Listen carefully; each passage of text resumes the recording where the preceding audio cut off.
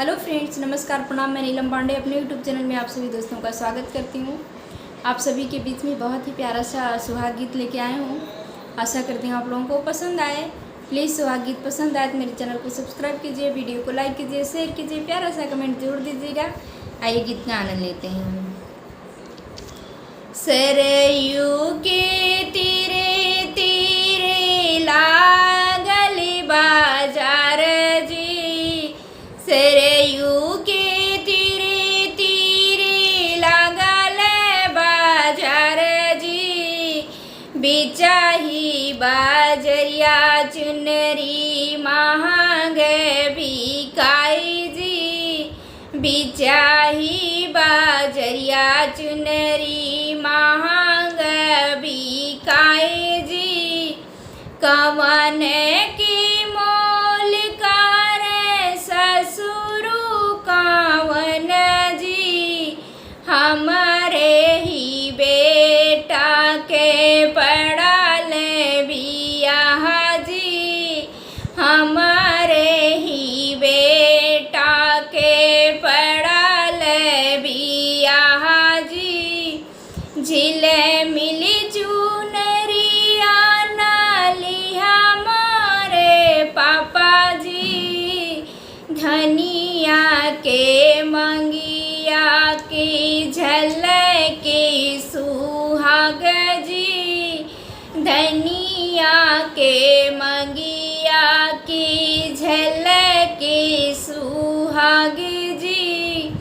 सरयू के तीरे तीरे लागल बाजार जी, बिचाही बाजरिया में बिंदिया बिकाई जी, बिचाही बाजरिया बिंदिया महंग बिकाई जी, बिंदिया की मोल कर भसुरु कवन जी, हमारे ने भैया के पड़ल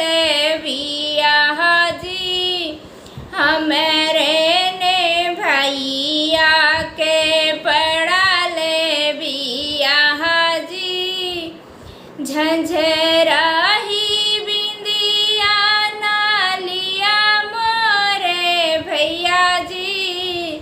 धनिया के मांगिया के झलकी सुहाग जी, धनिया के मंगिया के झलकी सुहाग जी, सरयू के तीरे तीरे लागल बाजार जी, बिचाही बजरिया बिंदिया महंग बिकाई जी, बिचाही बजरिया बिंदिया महंग बिकाई जी, बिंदिया के मोल कर दीवारे कवन रामा जी, बिंदिया के मोल कर दीवारे कवन जी, झंझराही बिंदिया नालाया छोटे भैया जी, झंझराही बिंदिया से झलके सुहाग जी,